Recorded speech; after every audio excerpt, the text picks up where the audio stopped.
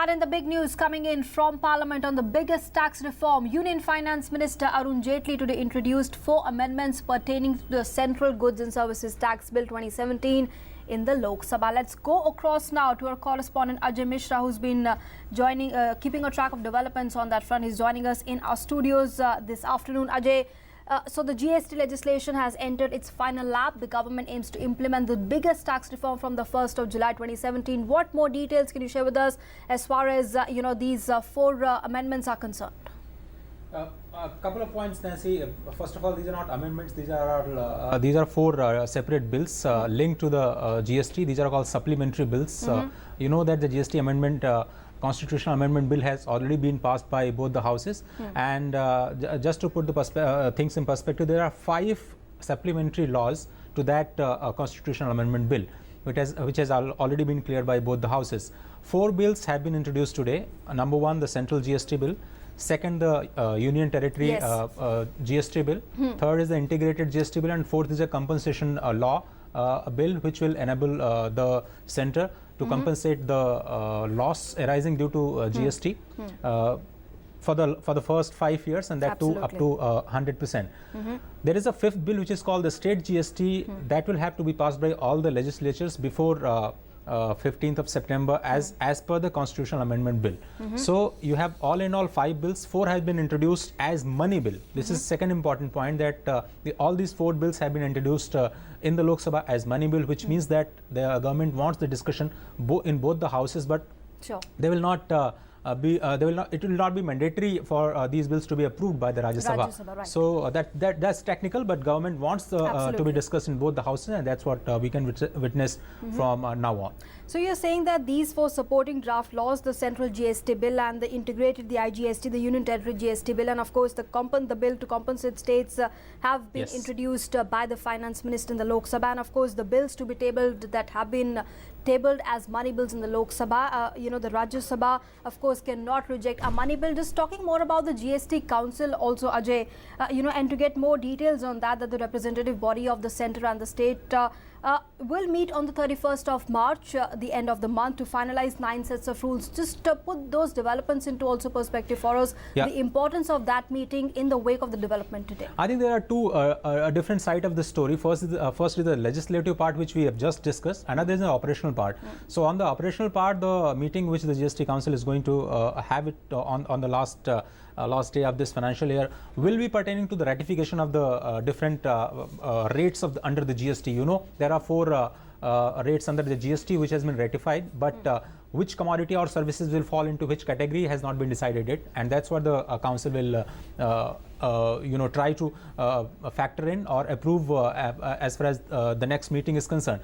Also, what are the commodities and services, and where all the states will be empowered. The cross empowerment the issue has already been resolved.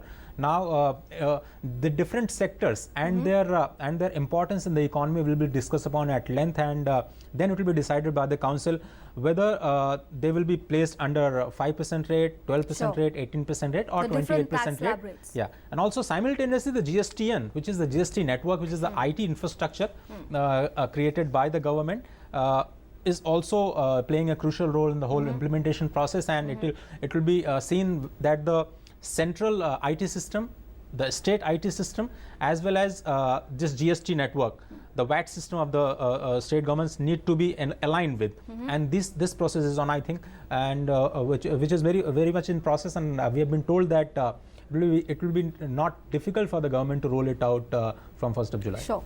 And more details on Parliament, like you said, that of course these 4 supporting draft legislations that have been introduced in the Lok Sabha today, and also in the upper house in the Rajya Sabha, since they have been introduced as money bills, so the Rajya Sabha cannot really reject these bills since they are money bills. What next from here on? What's the way forward? And also the importance of 1st September this year, Ajay, because the government has to bring in GST by the 1st of September, as both the central as well as the state governments. I think it's July. 1st of July. And also, what we're learning is that they'll also lose their pass to levy any kind of indirect taxes other than GST. The importance of those dates as well. See, after the introduction of these bills in the Lok Sabha, obviously they are going to be discussed in the Lok Sabha.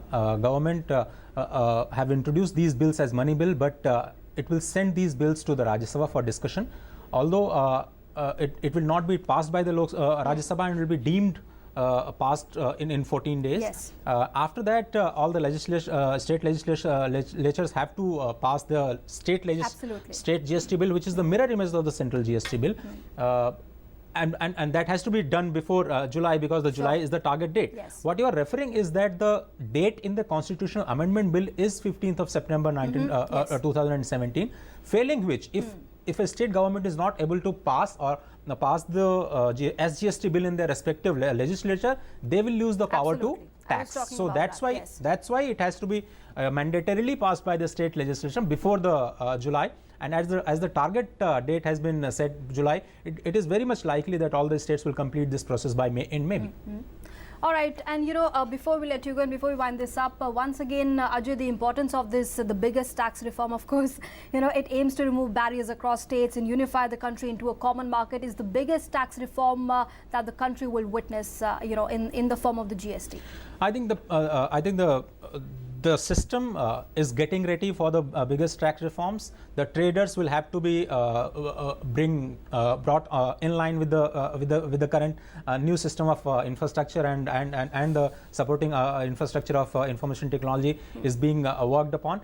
The real challenge is that how will the short-term impact of the GST will be taken care of, and also some of the items which are already outside of the ambit, like the real estate and the petroleum products, will they be also brought under the GST? Everybody is yet to be seen, but I think the government as well as the system is working hard, moving in that direction. Yes, absolutely, and it is likely that we will see the GST rolling out by 1st of July.